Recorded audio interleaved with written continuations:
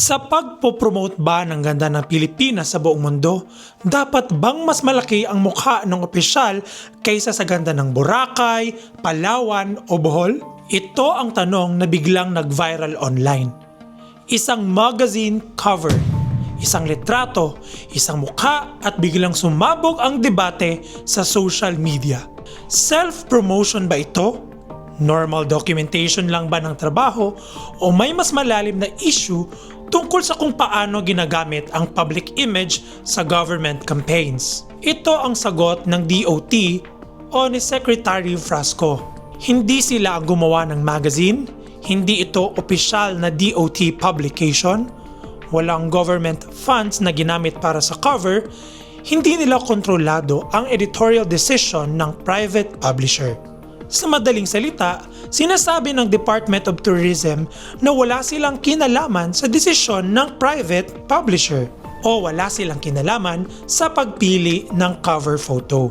Dagdag pa rito, sinabi rin ni Secretary Frasco na ang mga larawan niya na lumalabas sa mga materials ay bahagi lamang ng documentation ng kanyang trabaho. Dahil natural lang na ang Secretary ay present sa mga tourism sites, events at promotional activities. At malinaw din ang kanyang sinabi. Ayon sa kanya, wala siyang balak tumakbo sa national position. I have no intention of running for any national position. Therefore, it makes absolutely no sense for me to promote myself. Kung dito lang po tayo titingin, mukhang malinaw ang depensa. Pero bakit hindi pa rin natatapos ang issue tungkol dito? Sa isang Senate hearing, binanggit po ni Senator Raffy Tulfo ang concern dito. Ang punto niya ay hindi tungkol sa magazine funding. Ang punto niya ay public perception. Ayon po kay Senator Raffy Tulfo, kahit pa sabihin na hindi galing sa pondo ng gobyerno ang magazine, kung ang lumalabas sa tourism materials ay mukha ng isang opisyal, ang dating sa tao ay parang self-promotion. At ito po ang isang mahalagang punto. Minsan, hindi issue kahit legal pa ito, kundi kung ano ang nakikita ng publiko. Dahil ang turismo ay para sa taong bayan at ang pondo ng turismo ay pera ng taong bayan. Now, let's talk about perception versus legality. Dito na nagiging interesado ang usapan. Legal ba na lumabas ang mukha ng secretary sa tourism materials? Oo, kung bahagi iyon ng kanyang trabaho. Pero tama ba ito sa patingin ng publiko? Iyan ang mas malaking tanong. Secretary Frasco, parang lumilitaw na ikaw ay nagiging vlogger na it will not sell pag doon sa mga marketing materials natin, puro mukha mong nakalagay doon. Sa larangan ng public service, may tinatawag po tayong doctrine of propriety. Hindi sapat na legal ang ginagawa mo. Kailangan din itong mukhang tama sa paningin ng taong bayan. Dahil ang public office ay hindi lang tungkol sa batas. Ito rin ay tungkol sa tiwala ng publiko, sa tiwala ng taong bayan. Pag-usapan po natin ang Republic Act 6713, Code of Conduct and Ethical Standards for Public Officials and Employees. Isa sa malinaw na prinsipyo dito ay public officials must at all times uphold public interest over personal interest. Hindi nito sinasabing bawal lumabas ang mukha ng isang public official. Pero sinasabi dito na dapat malinaw na ang focus ay ang serbisyo, hindi ang personalidad. Kapag ang isang campaign ay nagmumukhang personality-centric imbis na destination-centric, nagkakaroon ng ethical question. Now, let's touch on international practice. Tourism marketing. Isipin po ninyo, sa Japan, kilala niyo po ba ang tourism minister nila? Hindi. Sa Amazing Thailand, alam niyo ba ang mukha ng tourism secretary nila? Pero ang branding nila, tatak na tatak. Iyan ang tinatawag na institutional branding. Ang ibinebenta ay bansa, hindi tao, hindi ang public official. Kapag masyadong nakakabit sa personalidad ang branding, may risk kasi dito. Kapag nagpalit ng administrasyon, kailangan mag-rebrand, nawawala ang continuity, nagmumukhang political positioning kahit hindi naman iyon ang intensyon. Now, let's look at another possible issue, priorities and budget. May isa pang angle dito na bihirang mapag-usapan. Ang tourism promotion budget sa mga nakaraang taon ay nabawasan kumpara sa dati. Kapag maliit ang budget, bawat materyales, bawat litrato, bawat output ay dapat maximum impact. Kung may debate kung dapat ba ang litrato ay tanawin o mukha ng opisyal, ang tanong ay saan mas mataas ang return? Sa tanawin o sa tao? At ang malinaw na sagot dito sa marketing science ay of course sa tanawin. Let's be clear. Ang mahalaga po dito, hindi ito actually personal attack kay Secretary Frasco.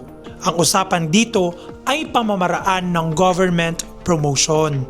Dahil hindi lang po ito nangyayari sa DOT, nangyayari ito sa iba't ibang ahensya, kung saan ang mukha ng opisyal ay mas prominent pa kaysa mismo sa project.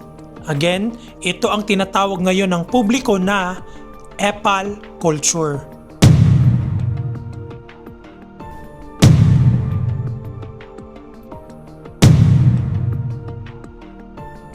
Kung ikaw ang secretary ng Department of Tourism, ano ang mas epektibo? Kung ikaw ang nasa posisyon, papayag ka bang gamitin ang mukha mo sa tourism posters? O mas pipiliin mong ang bida ay kultura, tao at mga tanawin ng ating bansa?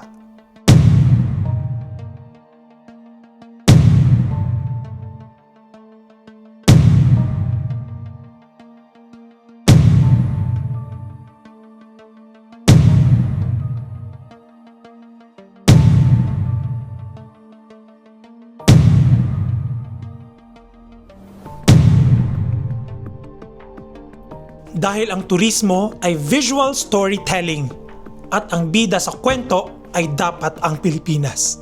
Now, let's talk about documentation versus promotion. May punto rin naman ang secretary. Kailangan ang documentation ng trabaho. Tama yun. Pero dapat may malinaw na linya sa pagitan ng documentation at promotion. Ang documentation po ay para sa reports, ang promotion ay para sa turista. Magkaiba yon. Sa huli, mahalagang linawin natin ito. Maaaring walang nalabag na batas, maaaring walang government funds na ginamit, pero may lehitimong tanong tungkol sa public perception, ethics at marketing strategy. Kaya ngayon, gusto ko ring marinig ang inyong mga opinyon. Sa tingin ninyo, normal lang ba ito bilang bahagi ng trabaho ng isang secretary? O dapat mas maging maingat ang mga opisyal sa paglabas ng kanilang mukha sa mga tourism materials? I-comment nyo po sa ibaba kung ano ang sa tingin ninyo ay tama.